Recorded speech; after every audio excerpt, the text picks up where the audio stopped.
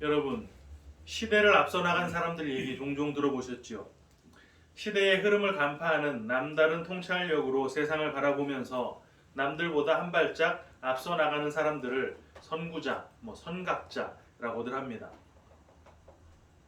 그런 사람들의 행보를 보면 주변 사람들은 잘 이해를 하지 못하지만 어느 정도 시간이 흐른 뒤에 그 선각자들이 예상했던 일들이 막 일어나게 되는 것을 보면서 그들은 그제서야 그것을 이해할 수 있게 되지요.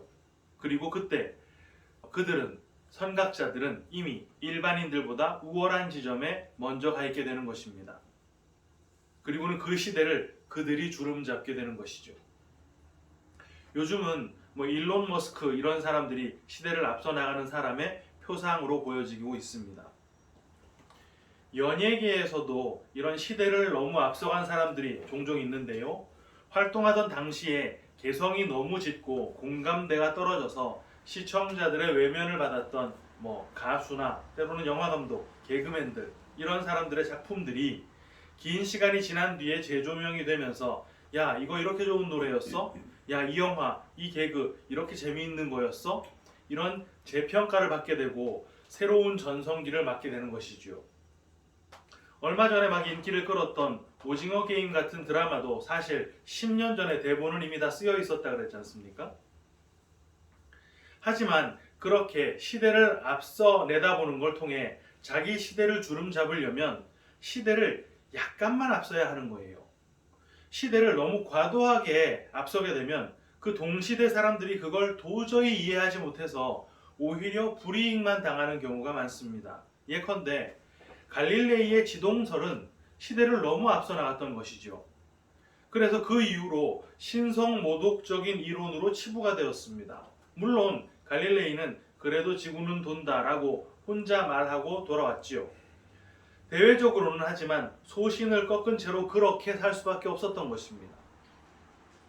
또 많은 화가들이 새로운 방식으로 그림을 그리다가 당대에는 인정받지 못하고 그들이 죽은 뒤에야 비로소 인정을 받아 그 그림값이 치솟는 일들도 많습니다.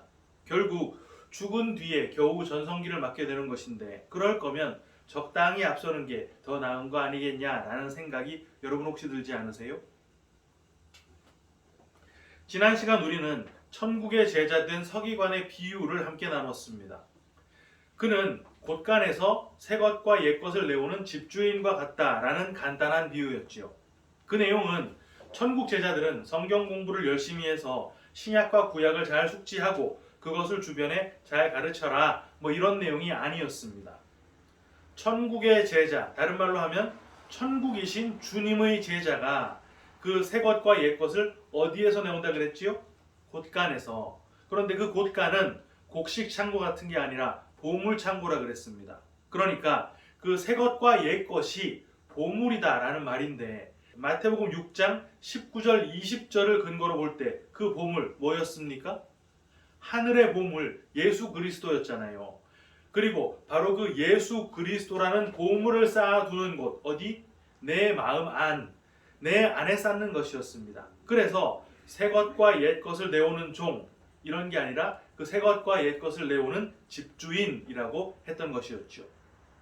그런데 내 안에 그 예수 그리스도라고 하는 보물은 어떻게 들어있는 것입니까? 율법을 잘 숙지하고 그거 잘 준행하는 방식이었던가요? 아니었지요. 그건 눈에 보이고 귀에 들리는 것, 옛것이라 그랬습니다. 그 옛것으로는 안 되니까 성령이 내 안에 들어오는 방식으로 우리가 그 보물을 우리 안에 가질 수 있게 된 것이었어요. 하지만 성령을 실제 보물로 갖지 않은 자, 그 보물창고의 집주인이 아닌 자들에겐 여전히 그 하늘의 보물은 글로만 보이고 말로만 들리는 것입니다. 그래서 이 집주인을 서기관이라고 표현을 했던 거예요. 그런데 그 서기관인 집주인은 그 보물을 내올 때 새것, 옛것을 같이 내온다 그럽니다. 그 옛것, 눈에 보이고 귀에 들리는 율법을 전달하면서 그 안에 감춰져 있는 진리, 그거 뭐라고요? 성령. 바로 그 성령을 함께 전달하는 것이죠.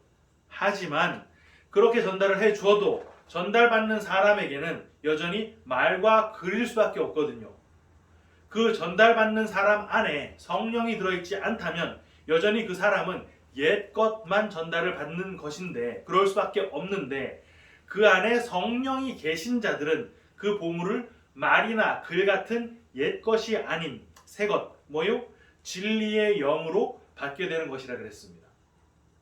그리고 그렇게 보물을 내오는 그 집주인은 그 과정 속에서 어떻게 된다 그랬습니까? 내 안에 보물이 드러나야 된다고 하니까 나라고 하는 질그릇은 깨져야 된다는 말이었다 그랬지요. 그래서 천국의 제자된 서기관들의 삶은 하나같이 고난의 삶이고 순교의 삶일 수밖에 없다는 것까지 우리가 확인을 했습니다. 오늘 우리는 마태복음 13장의 제일 끝부분을 함께 읽었는데요. 모든 비유를 다 마치신 주님께서 고향으로 돌아가 회당에서 가르치셨다고 합니다. 그랬더니 고향 사람들이 주님의 그 지혜와 능력에 깜짝 놀랐고 뒤이어 주님을 배척하게 되었다 그래요. 주님께서는 그들에게 선지자가 고향과 자기 집 외에서는 존경받지 않음이 없어 라는 말씀을 하시고서 그들이 믿지 않아 많은 능력을 행하지 않으셨다라는 내용입니다. 간단하지요? 오늘 이 본문에서 도출되는 결론은 설교 방식에 조금씩의 차이가 있을 뿐 대부분 대동소이합니다. 당연히 본받지 말아야 할 대상과 그들의 태도가 명확하게 드러나 있기 때문이죠. 본받지 말아야 할 대상 누굽니까? 고향 사람들. 그럼 그들에게서 본받지 말아야 할 행동, 그들의 태도, 이건 뭔가요? 뛰어난 가문, 높은 학벌 없다고 무시하는 태도, 성장 과정 가까이서 봐온 사람이라 내가 잘 안다는 식의 선입관, 이런 거 하지 말자는 식의 접근이 대부분입니다. 거기다가 하나님은 사람을 외모로 취하지 않으신다라는 말씀을 갖다 붙여서 우리도 절대 사람을 외모로 판단하고 평가하는 그런 우를 범하지 말자. 특별히 가까운 관계에 있는 사람일수록 그 사람의 중심을 보도록 노력하자라는 식의 적용을 덧붙이는 것입니다. 하지만 당연히 오늘 본문이 그런 얘기를 하고 있는 것일 리는 없겠지요. 뭘 배우고 본받고 시게 하는 그런 교훈은 위인전이나 역사책 같은 거 읽고서나 하는 것이지 성경은 그런 얘기를 일절하지 않는다고 우리 이미 확인했습니다. 오늘 본문을 정확하게 이해하려면 문맥을 놓치지 말아야 하는데요. 지난주에 그 말씀 천국의 제자된 서기관의 비유에 붙어있다, 오늘 본문이 붙어있다라는 것을 절대 잊지 말아야 합니다. 그런데 지난주에 그 비유를 주님께서 말씀하셨을 때 그에 앞서 제자들에게 하셨던 질문이 있었죠. 그거 뭐였습니까? 51절인데요. 이 모든 것을 깨달았느냐? 주님께서 이걸 물어보셨습니다. 그때 제자들은 그렇습니다 라고 담대하게 대답을 했었지요. 하지만 실제 제자들 중에 그 당시 그 자리에서 그 비유를 깨달은 사람은 없었습니다. 제자들은 주님께서 승천하실 때까지 주님을 눈에 보이고 귀에 들리는 메시아, 민속 메시아로 보고 있었던 것이었잖아요. 결국 오순절에 그 성령께서 오셔서 그들 속에 들어가셨을 때 비로소 글이나 말이 아닌 온전히 아는 방식, 바로 영의 방식으로 깨달을 수 있게 된 것이었죠. 그렇다면 지금 바로 이 시점에서 그 자리에서 새 것과 옛 것을 내올 수 있는 보물 창고를 가진 유일한 집주인 누구겠습니까? 예수밖에 없잖아요. 그 자리에서는. 그래서 지금 주님께서 바로 그 천국의 제자된 서기관의 행보를 직접 보여주고 계신 거예요. 그리고 바로 그 천국의 제자된 서기관을 오늘 본문에서는 선지자라고 지칭을 하고 있는 것입니다. 여러분, 선지자가 뭔지는 여러 차례 우리가 나눠서 잘 알고 계시지요. 히브리어로 로에라고도 하고 호세라고도 하는데 이건 둘 다 보다라는 뜻을 가진 단어라 그랬습니다. 가려져 있는 막을 치우고 하나님께서 하나님의 뜻을 보여주시면 그걸 보고 나서 그 본 것, 그것을 하나님의 그 뜻을 그대로 나가서 전달하는 자가 선지자라는 말인 거예요. 천국의 제자된 서기관은 이 모든 것 다 깨달았느냐? 라는 그 질문에 네, 그렇습니다 라고 대답한 사람이라야 하고, 그 말은 동시에 그 천국의 제자된 서기관이 하나님의 뜻을 깨달은 사람, 선지자인 것인데, 당시 그 제자들은 말로만 깨달았다 그랬지 실제로는 못 깨달았으니까 아직 선지자가 아닌 거 아닙니까? 아직 보물 창고 안에 보물이 없는 상태라는 말입니다. 그 상태로 보물을 내주게 되면 당연히 눈에 보이고 귀에 들리는 보물, 옛것밖에 내줄 수가 없겠지요. 그래서 예수가 눈에 보이는 옛것을 입은 채로, 다른 말로 뭐예요? 육신을 입은 상태로 그 안에 보물, 새것, 다른 말로 예수 안에 있는 그 성령을 내오시는 바로 그 장면, 그걸 주님께서 보여주고 계신 거란 말입니다. 천국 자체이신 예수가 천국의 제자된 서기관의 모범을 보여주고 계시다는 말이에요. 그 모범의 행보는 고향 갈릴리로 가셔서 회당에서 가르치는 것이었습니다. 그럼 뭘 가르쳤겠습니까? 회당에서 가르쳤다고 하니까 당연히 구약책을 읽고 그 읽은 것에 대한 강화를 하신 것이겠죠. 왜? 회당이 원래 그거 하는 곳이니까. 사람들은요, 주님의 설교를 듣고 깜짝 놀랐습니다. 아니, 저 예수가 우리가 알던 그 예수 맞아? 어떻게 저런 설교를 하지? 어디서 저런 지혜와 능력이 생긴 거야? 막 이랬다는 말이에요. 그런데 주님의 그 어마어마한 설교, 그거 옛 것입니까? 새 것입니까? 당연히 옛 것이지요. 왜? 글을 읽고 말로 전하고 있으니까. 다시 말해, 눈에 보이고 귀에 들리는 방식으로 전하시니까 그건 옛 것이란 말입니다. 물론 그 안에 새 것이 들어있어요. 하지만 그 새 것을 깨달으려면 옛 것을 전달받는 그 사람 안에 성령이 있어야 한다 그랬지 않습니까? 하지만 거기 그 당시 그 자리에 성령을 받은 사람은 하나도 없었죠. 그러니까 어차피 전달받고 있는 그들에게 주님의 그 설교는 옛 것일 수밖에 없었다는 말입니다. 그렇다면 헷갈리시겠지만 잘 한번 생각해 보세요.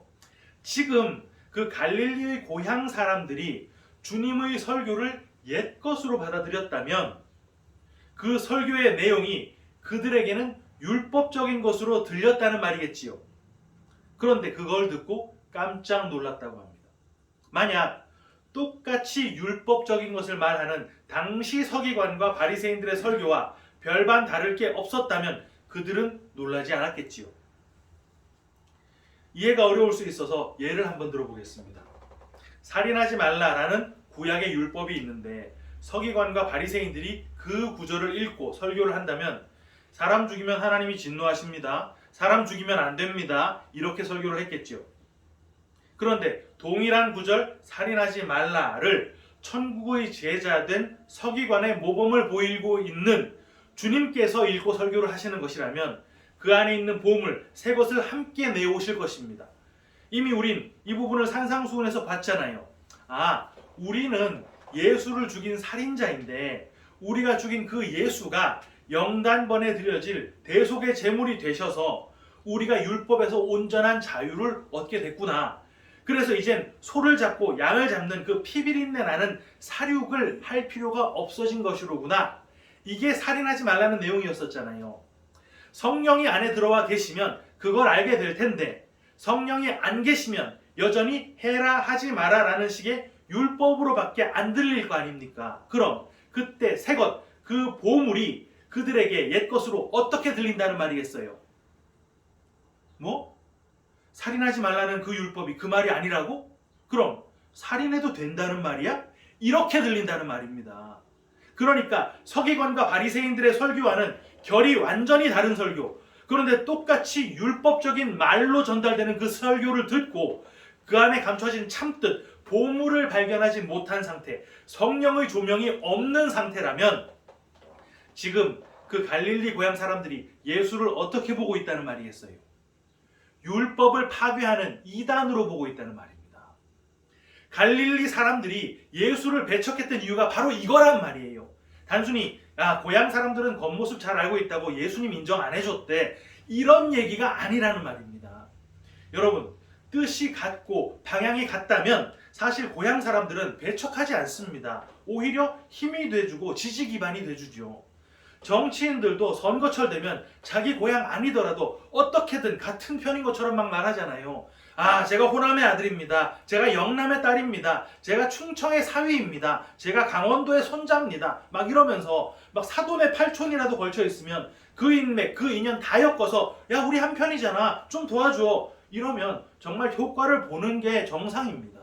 하지만 원래 같은 무리였는데 그 뜻과 방향이 서로 달랐다는 게 드러나게 되면 그때 그 배척은요. 애당초 척지고 살던 사람을 배척하는 것과는 차원이 다른 고강도의 배척으로 나타나는 것이죠. 그게 한낱 정치판에서도 그런데 이스라엘은 여러분 신정국가 아닙니까? 이스라엘 사람들에게 율법은 도덕적인 잣대 이런 게 아니었단 말이에요. 지키고 살면 은혜 받고 복 받고 어기면 죽는 그런 율법이 아니었다는 말입니다. 이단으로 몰려서 유대교에서 파문이라도 당하면 여러분 어떻게 됩니까? 온 집안, 온 동네 한마디로 줄줄이 박살나는 것입니다. 실로한 맹인이 눈 뜬 거 가지고 바리새인들이 막 압박을 했더니 그 맹인 부모가 자기 자식 손절하는 거 여러분 보셨잖아요. 이단 시비 걸릴까봐 이렇게 이단처럼 나댈 거면 멀리 가서 혼자 있다가 혼자 죽을 것이지 왜 멀쩡한 식구들한테 멀쩡한 이웃들한테 이렇게 해를 끼치냐. 저건 암덩어리라고 가슴 아프지만 우린 저거 도려내야만 우리 가족이 우리 지역이 산다고 이런 이유로 주님을 배척했다는 말을 하는 거예요. 본문에 배척이라고 번역된 단어가 헬라어 스칸달리조라는 단어인데요. 이게 걸려 넘어지다 라고 하는 단어입니다. 무슨 말이겠어요? 로마서 9장 33절 기록된 바 보라 내가 걸림돌과 거치는 바위를 시온에 두노니 그를 믿는 자는 부끄러움을 당하지 아니하리라 함과 같으니라. 육신을 입고 오신 그 예수, 눈에 보이는 예수, 율법으로 오신 예수는 성령을 받아야 비로소 저 예수는 사랑이로구나 라고 해석이 되는 것이고 그 성령이 없는 상태로 그 율법 그대로의 예수를 보게 된다면 그 예수는 걸림돌이 되어서 그 예수에 걸려 다들 넘어진다는 말을 하는 것입니다. 이런 배척은 주님께 처음이 아니었어요. 사역을 시작하셨던 그 초창기에 갈릴리에서 이사야의 글을 읽고 설교를 하셨을 때도 유대인들은 주님을 배척했었습니다. 뿐만 아니라 얼마 전 12장 후반부에서 이미 모친과 형제들이 주님께 말하려고 왔었던 그 장면에서 우리 봤었잖아요. 그때 예수님의 가족들의 의미가 뭐였는지 확인했었습니다. 안식일을 마구 범하면서 갑작스럽게 광폭 행보를 하고 있는 그래서 바리새인들과 반복적이고 강력한 갈등을 빚고 있는 그 아들, 그 형님을 어떻게 하든 저지해 보려는 의도를 가지고 나왔었던 것이었잖아요. 그때 이미 혈육이라는 관계와 단절되었던 이 선지자 예수가 이제 고향이라고 하는 그 기반에서 잘려나가는 것입니다. 그리고는 덧붙여 놓은 말씀이 58절인데요. 그들이 믿지 않음으로 말미암아 거기서 많은 능력을 행하지 아니하시니라. 병행구절이 있는 마가복음 6장 5절을 보면 이렇게 기록이 되어 있습니다. 거기서는 아무 권능도 행하실 수 없어. 마치 그들이 믿지 않음에 의해 주님의 능력이 제한당하는 것처럼 쓰여 있습니다. 무슨 모습을 보여주는 것입니까? 선지자가 점점 힘을 잃어가는 모습이잖아요. 선지자가 점점 힘을 잃어가면 이거 지난주 표현으로 옛 것과 새 것을 내오는 것이겠죠. 질그릇 안에 보배가 드러나고 있는 것이고 그렇게 되기 위해 질그릇은 깨져가는 과정을 말하고 있다는 말입니다. 당장 그래서 다음 장으로 넘어가면 곧이어 세례 요한의 이야기가 붙어 있는 것이죠. 그런데 그 세례 요한이 어떻게 됩니까? 목배임을 당하잖아요. 선지자의 삶이 그렇게 결국되어지고 그렇게 종결되어진다는 말을 하려는 것입니다. 구약의 모든 선지자들이 다 이런 삶을 살았습니다. 고향에서만 배척받은 게 아니에요. 선지자들은 어디를 가든지 모든 곳에서 다 배척을 당했습니다. 왜? 기름 부음 받은 선지자에게 계시하신 그 하나님의 뜻이 그 기름 부음 받은, 다른 말로 성령을 받은 선지자를 통해 전달이 될 때 그 기름 부음이 없는 자들, 성령이 없는 자들은 그거 깨달을 수가 없기 때문에 그래서 거짓 선지자에게 뺨도 맞고 조롱도 당하고 톱에 허리 잘려 죽기도 하고 왕에게 쫓겨 도망다니고 목배임을 당하기도 했었던 거예요. 그렇게 주님께서 선지자의 삶을 모범으로 보여주셨고 마침내 오순절이 되어서 성령이 임하셨을 때, 그때 제자들은 비로소 천국의 제자된 서기관이 되어서 마음이라고 하는 그 곳간에 보물을 가진 집주인, 오늘 본문의 표현으로 선지자들이 된 것입니다. 그리고는 모두가 바로 그 구약의 선지자들이 살아왔던 그 삶, 주님께서 친히 모범을 보여주신 그 삶, 어떤 삶이요? 새 것과 옛 것을 내오는 삶, 그 보화를 드러내기 위해 질그릇이 깨지는 그 삶을 살았던 거예요. 사랑하는 키퍼스 처치 성도 여러분, 기독교인이 점점 줄어드는 세상이라고 하지만 여전히 세상에 수많은 교회들이 있습니다. 수많은 교회들을 통해 매주 매일 정말 수많은 설교들이 쏟아져 나오고 있죠. 그 모든 설교가 정말 다 하나님의 뜻을 담고 있는 것 같습니까? 아니요. 새 것이 빠진 상태로 여전히 옛 것만 전하는 설교가 대부분입니다. 그 옛 것을 좋아하고 그걸 입맛에 맞아 하는 사람들이 많은데 당연히 그런 설교가 공급되겠지요. 아, 이렇게 하면 복 받는다고. 아, 이거 잘 참아내면 복 받는다고. 그래, 열심히 한번 해보지 뭐. 까짓거 내가 한다면 하는 사람이라니까? 이런 설교하면 듣는 사람들이 판을 치는 그런 시대를, 그런 설교를 쏟아내고 그런 설교를 귀담아 듣는 그런 시대를 아모스 선지자가 정확하게 예언해 뒀었습니다. 아모스 8장 11절 12절. 주 여호와의 말씀이니라. 보라, 날이 이를지라 내가 기근을 땅에 보내리니 양식이 없어 주림이 아니며 물이 없어 가람이 아니요 여호와의 말씀을 듣지 못한 기갈이라. 사람이 이 바다에서 저 바다까지 북쪽에서 동쪽까지 비틀거리며 여호와의 말씀을 구하려고 돌아다녀도 얻지 못하리니. 이렇게 설교가 넘쳐나는데 정작 진짜 새 것을 담은 말씀은 기갈한 시대라는 말입니다. 심지어 새 것을 담아줘도 그 안에서 은혜는 다 털어버리고 그 안에서 해야 할 일, 하지 말아야 할 일만 율법처럼 골라 듣고서 그 복음을 배척해버리는 말씀의 기근한 시대가 바로 이 시대라는 말을 하는 것이죠. 우리 역시 그 기근에 말라 죽어 마땅한 사람들이었는데 성령께서 우리 안을 조명해 비춰주신 덕분에 우리가 진리를 깨달아 알아볼 수 있게 된 것입니다. 그래서 우리에게도 질그릇이 깨지는 그 삶은 필연적일 수밖에 없는 거예요. 왜? 우리가 바로 기름 부음 받은 선지자가 되었습니다. 여러분, 선지자의 전성기가 이 세상의 이 시대입니까? 아니요. 선지자의 전성기는 그들의 예언이 성취된 뒤인 것입니다. 시대를 약간 앞서서 이 땅에서 전성기를 맞는 게 아니란 말이에요. 저 천국의 비밀을 보물로 가져서 그 천국의 진리를 쏟아내다가 죽어서 천국에 도달했을 때 영원한 전성기를 맞게 되는 것입니다. 그러한 선지자의 이 땅에서의 삶이 시대를 잘못 만나 세상의 눈으로 볼 때는 배척받고 뺨맞고 죽임당하는 삶으로 비춰지겠지만 그 길 끝에 우리 안에 있던 그 보배는 우리 밖으로 찬란하게 드러나게 되는 것입니다.